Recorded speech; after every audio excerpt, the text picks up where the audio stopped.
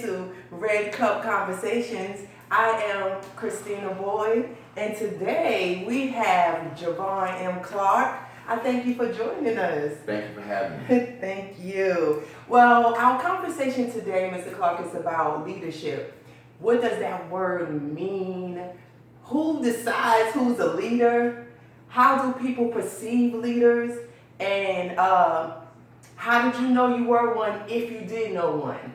Before you answer that, I want to give the audience a little background about you. Can I do that? Go right ahead. Okay, Mr. Clark. Okay, so Javon Clark has his bachelor's in sociology from North Carolina Central University. He also holds his master's from North Carolina Central University in behavior and emotional disabilities. He's a school teacher. He's also known as the master teacher, aka the guru, and I'll get him to explain to you just why he has earned that title. Before we also get into it, I did some little digging on you, okay? So, social media is the new phenomenon. That's where everybody meet and gather. So I wanted to see what the people thought about Javon M. Clark on social media who follow you, because we have this term of followers now that's easy to say because on social media you got followers and friends, right? Okay, so from the information I have gathered, I'm gonna mention some people. I want you to see what they have said about you and how your leadership has affected them. Okay. You have Gabriel Brown. He has a moving company. Kimmy Nicole. I know them. You know them, okay? Don't be too bashful, because when I saw this, I was smiling like, wow, this is great for this man. Okay, Kimmy Nicole has G&G Concierge Commercial Cleaning Company. She has been going strong for 2.5 years, and she said now she has employees. Joe Cook expanded his business.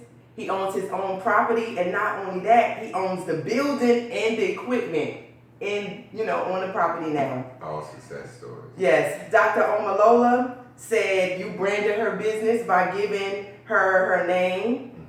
She has a juicing company. She has acquired 2 PhDs, being a part of your leadership. And she is regional executive of a hospital. Let's say, what else? Some good stuff. Noni Cook has her own real estate business now. Keisha Taylor also has her own real estate business now.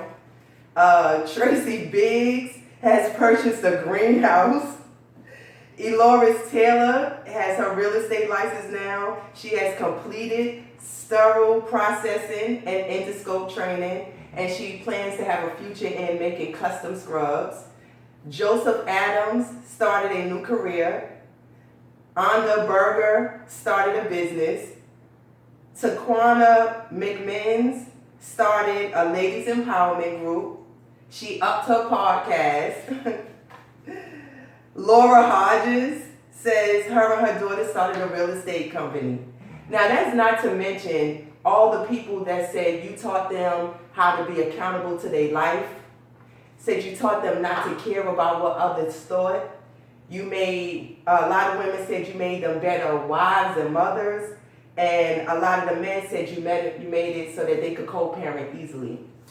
So how does that make you feel to hear that? And if you could just kind of randomly say where some of these people are from, so whoever's watching gets the dynamics of where your leadership ranges. Well, ironically, all of those people are people I met via social media.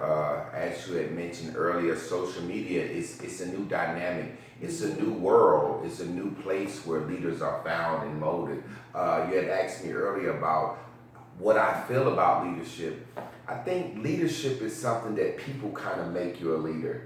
People start following your lead, and it's kind of thrust upon you. And as people start to follow your lead, you start to kind of have a sense of responsibility of what you're saying and how you're moving and how you're living your life. So me personally, I've always been a leader by people following my lead. I'm very charismatic. I'm a handsome guy, educated, speak well. You know what I'm saying? Former athlete. So it's kind of like a natural thing for me. But I always shied away from leadership because it's a responsibility. It puts you in the spotlight and people scrutinize your life a lot more than the average person. You can't move and shake kind of how you want, and you have to always be cognizant of who's watching. So it's not something that anyone, I don't think anyone just declares themselves a leader. You gotta have some followers that tell you you're a leader. Okay, so I'm gonna pause you there because this conversation is based on John Maxwell's The 21 Irrefutable Laws of Leadership, which he is teaching people how to be leaders. So it's conversations like, is this natural or not? How do you know about, this responsibility, how it weighs? So I'm going to ask you a couple of questions out of here, and you just tell me what it makes you feel. Mm-hmm. Okay. And law of influence. It says, if you don't have influence, you will never be able to lead. That's a quote from it. Mm-hmm. Do you believe this is true? I believe it's true, Ironically, I kind of feel a little indifferent about the book, but I believe the statement that the gentleman made is true. You have to have this in order to be a leader. So you kind of have to be a leader and use his book to assist you. It's almost like saying he can make you a leader. And that's where, read the title for me again. The 21 Irrefutable Laws of Leadership. Okay, yeah, I can dig that. So he's not necessarily saying he can make you a leader. He can say he can enhance you once you've been thrust into this leadership position. So I can dig that. Okay. If so, if you believe the statement to be true, what type of influence do you plan or have you planned to have? Your level of influence is basically determined by the people who are, what are they following you for? A lot of people follow me. I'm a married man, I'm a father, I'm an educator, I'm about my community. So my biggest thing is I'm about the black family. So my level of influence is basically living my life, you know what I'm saying? My life is an open book. People get to see my life, and I think I pretty much kept my nose clean up until this point. But you got to have a level of influence to be a leader, because otherwise your influence is your leadership. If you can't influence people, how can you lead? Yeah. I'd like to take a pause for a minute. Can I get my trusty assistant, Sonia Lynette, to just look over at the camera, make sure we still on record? It's a quarantine, y'all, so we don't have a full staff right now, so I'm doing dual work. You still see us? All right. Let's keep it rocking and rolling. You may have already kind of came to this, said this, but do you believe you can have the same influence anywhere you go? No. Globally. No, because leadership is culturally responsive. Your scope of influence is based on your culture and the people that understand you and understand your frame of mind and your mindset. So me going to Japan as an American, that may inhibit my ability to lead anyway. America dropped the bomb on them. You know what I mean? Yeah. So your leadership, your influence, now people have worldwide influence. Bob Marley through his music, those things that are cross-cultural, cross-generational. But as far as saying that because you have influence here, you'll have it there, that's not necessarily the case, but it may happen depending on the scope of that person. Would you like to have global influence? Yes, I definitely would like to have global influence. I'm a musician as well, so I think my music is the thing that can possibly allow me to have some global influence. People can quote Jay-Z lyrics and can't quote a line from any of Barack Obama's speeches globally. So, Jay-Z has a different level of influence. That doesn't mean that he can be a leader, but he has a different level of influence. Yes, thank you. Okay, the next law is law of respect. The subtitle is People Naturally Follow Leaders Stronger Than Themselves. Do you believe people respect the physical characteristics of a leader more or less than their ability to lead? It depends on the situation, if it's doing battle, something that takes physical strength and prowess, naturally you're going to want somebody to lead you that looks like they can do the task. You know, you don't want a fat person trying to teach you how to be slim and healthy. You know what I mean? So, however, I think it's more about the mindset and what people see in your mind. And what's in your mind will transcend into your physical aspect. I'm 6'6", I'm a handsome guy, I keep myself together, I'm fit, you know what I mean? So my mind is a healthy mindset, a healthy, clear mental health mind, so it manifests in my body. So it's kind of hard for me to listen to a fat pastor, you know what I'm saying? Almost not being funny, but it's like, if you can't control your discipline in eating, I really can't trust you with the money and the sisters, you know what I mean? So, somebody gotta say it. Okay, do you think it is possible to be a leader without earning the respect from others? Yes, like I said, Jay-Z right now, his lyrics can be quoted. Entertainers, basketball players, stars. There was a controversial statement where Charles Barkley said, "I don't have to be a role model." But you know, when people adore you and fans watch you, you are a leader. A lot of times we're thrust into positions where we are leaders and don't realize it, like basketball players, doctors, lawyers, teachers. Regardless if you think you're a leader, someone's watching you, someone's looking at you. And you can be thrust into leadership by your ascribed status in life. You know what I mean? If you're a local community organizer, you can't be out at the bar drinking. You know what I mean? So it's kind of like a situation where you can be thrust into leadership. People respect gangbangers. People respect drug dealers. People respect top criminal mafia organizations, and these people aren't doing things that are worthy of respect in mainstream society, but in that underworld, in their alternative lifestyle, these guys garner respect. So that's kind of relative to who is looking at the leader. You know, a lot of people don't respect Al Capone, but a lot of people do. You get what I'm saying? Yes. Great answers. So the next law is law of intuition. And this chapter was giving some examples through like war generals and stuff like that, and about their intuition on when it's better to attack and all of this. So you had a U.S. Army General H. Norman Schwarzkopf. Yeah. I knew you was gonna know all that. Okay, he got a chance after 17 years to command the worst battalion, right?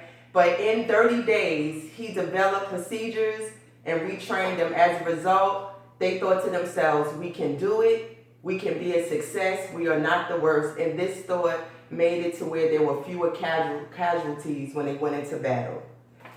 How does that, how do you relate to that as a person who has been chosen to be a leader, but now people are expecting you to trust your intuition to know when there are times to make what we would call power moves? Well, it's a natural thing. That's how you became a leader, your intuition. You saw something before people saw it. You spoke on something ahead of time. You have a light. You're looking down the corridor of time, seeing something ahead of people. So it's kind of like you're ahead. You're a trailblazer. People are following you because of your intuition. You decided to go right and everybody went left. And then people say, yo, that was the right decision. We're going to follow him from now on. So your intuition is the actual key essential point to leadership, because intuition indicates looking ahead. And that's what people want from a leader. Tell me what I need to do before I know what I need to do. Yeah. And you know, it's like, with that though, intuition, do you find that it makes where if the outcome is not what others want, then they blame leaders for the same thing they trusted them for? Definitely.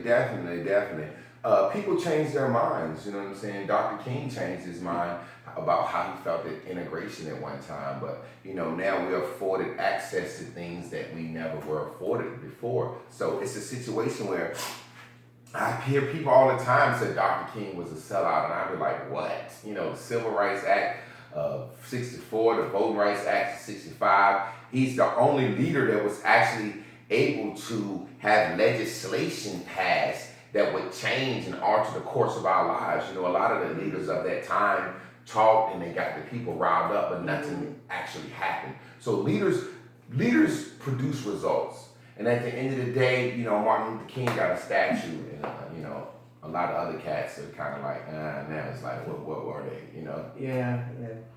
Okay, this next one is law of reproduction. And it states, others may focus so much attention on their followers and give them so much that they don't have anything left for their key staff. Do you feel like trying to teach, help, and free your followers leave you depleted for those you lead? Well, I think it's no different than being an educator. An educator, I always felt like if my students can teach another child after I taught them, they know it.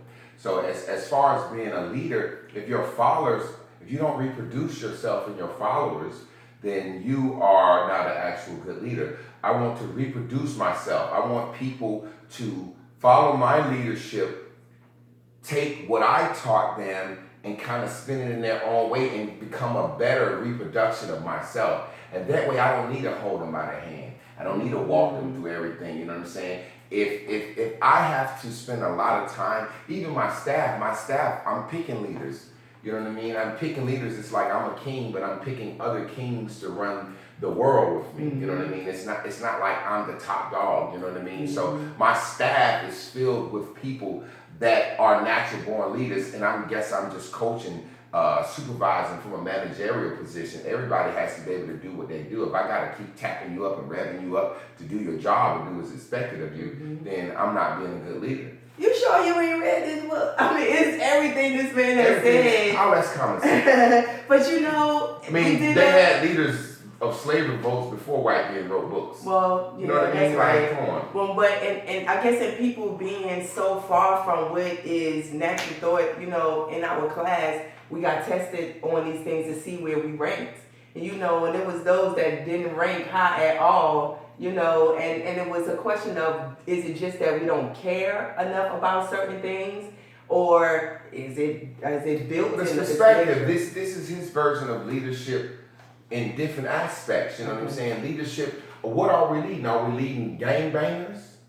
Are we leading people in the corporate world? Okay. Are we leading people doing a slave revolt? Are we leading people down a blind tunnel and we're going to all drink Kool-Aid and die like Jim Jones? So what are we leading? So there's no right way to leadership. There are certain characteristics that are determined. There are people out here that are leading people astray, you know, every day. You know, I'm sipping this, I'm drinking this, I'm smoking this, and kids are following them and they're not even thinking about it. Yeah. They're not even thinking about it. They're leading people by osmosis, and they're doing everything, and they have everything that this book is saying. And they were thrust in that position, and they're not respected by a lot of people, but they're leaders. Okay, yeah, definitely.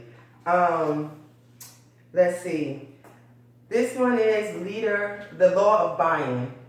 The leader finds a dream, and then the leader finds the dream, and then the people find the leader, and then the dream. That was just supposed like, yeah, I can believe it. You know, so I wanted to know, people don't finish. Okay, I skipped around. Sorry about that.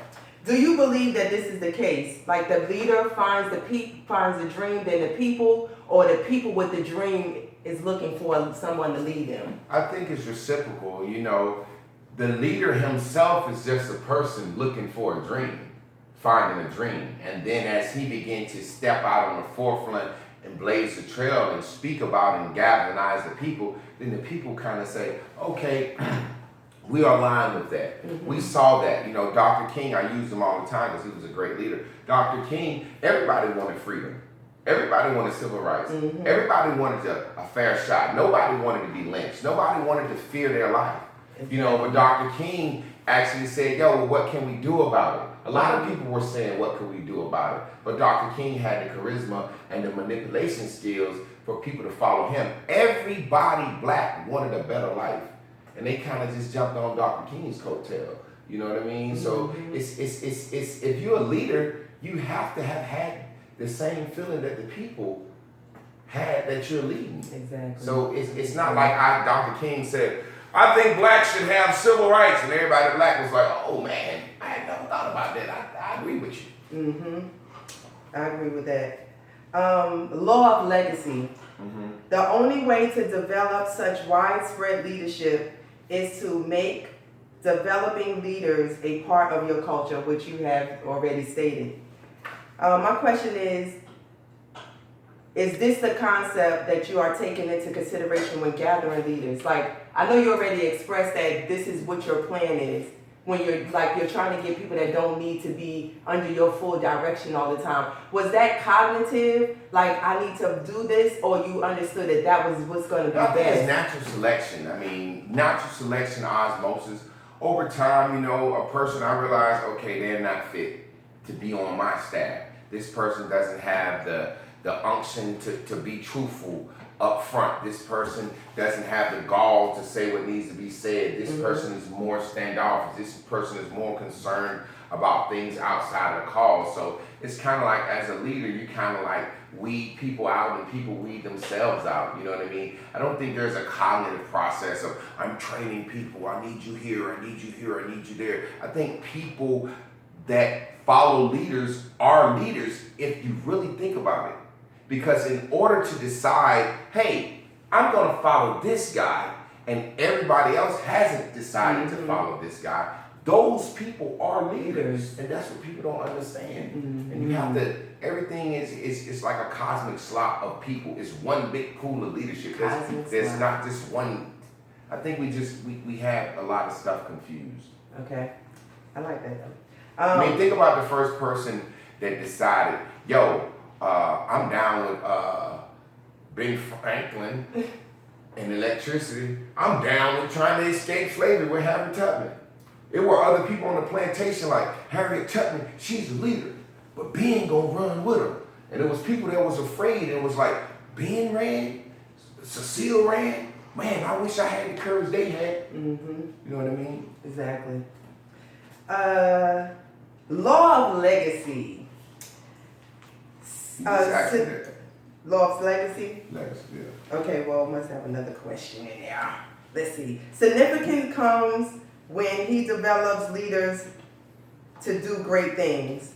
But the legacy is created only when a person puts his organization into position to do great things without him. Now, you've already discussed that you wanted to put this in place so that people can do this. So with all the things that you have established between, say, your music, your teaching, how people call you master teacher, do you believe that the leaders that you are working with now would be able to carry on what you have taught them? I think what you're saying, you're asking me is a fallible question. Okay. I mean, think about how many teachers are leaders. Think about how many people will say, Mr. Clark is my favorite teacher, and what they'll do in the world. They're not going to start a Javon Clark taught me foundation so we can know that there was his legacy. You know what I mean? So I think we judge things as far as, okay, the Betty Ford Foundation, she was a leader in saying, hey, let's get off drugs, let's get off alcohol, because she was addicted to pills and alcohol herself. So they have this Betty Ford Foundation. They have the Dr. King statue, they have the Thomas Jefferson Memorial, they have the Ben Franklin Memorial. But what about your favorite teacher? What about all the people that she affected? What about the local pastor? What about the community that's not a building with a Christina Boyd Clark name on it? What about that? I just think when we get into legacy, it's like, oh, if you ain't heard about this person 50 years from now, they want a good leader. No. The legacy is in the manifestation of the lives they touch. Exactly. There's no way you can go out and get a net and touch and gather all the people you impacted and get them in one room. Exactly. But some people may do things on a different scope or at a different dispensation in time where it's remembered. See what I'm saying? It's not all about, do we got a building? Makes sense. A nonprofit. It's not all about that. Makes sense. I'm going to put some names out here to you, and I want you in one sentence to just say, what does it remind you of? Like, what comes to mind? Muhammad Ali. That's the greatest leader of all time to me. That's my number one hero. Okay. President Barack Obama. Sucker to me. And I'm going to tell you why. As a black man, the United States is the most corrupt regime on the face of this earth. You see what I'm saying? The United States has hurt, harmed, killed, raped, and destroyed, maimed more black people than the Ku Klux Klan. The Ku Klux Klan is not as old as the United States. So when you tell me I have a black president of the Ku Klux Klan, I don't care. So when you tell me I have a black president of the most corrupt regime on the face of the earth that has destroyed me more, I don't care about that. That's actually some sellout stuff to me. Hitler. Now, before you say Hitler, we talked about Hitler in class through a love and fear of leadership. And I had a different perspective because I think that I had a different perspective in class, so I definitely wanted to put Hitler on and ask you what comes to your mind when it comes to love and fear, especially when hearing a name like Hitler. I think Hitler was one of the greatest leaders of all times. You know, it's just about your perspective. You know, we dropped bombs on Japan. You know, we raped the world and pillaged the world. But when somebody tries to do something against our tyranny, we see it different. Hitler was a factory worker, and he was able to assemble his leadership skills to take over Europe and was trying to take over the world. So with Hitler, I feel like there's a certain level of love and fear, and I think it's all about fear. Because if I can make you fear doing wrong, out of fear you won't do wrong. But if I give you what you need and love and nurture you, you'll feel losing me. So it's all about how you want to lead. So it's fear either way. Yeah, either way. For the person when a woman and a man in love, the biggest thing they fear is losing each other. That's the biggest thing they fear. So as soon as you embrace love and hope and all of those good things, and you see how that tastes and that feel, then fear is the next step around the corner.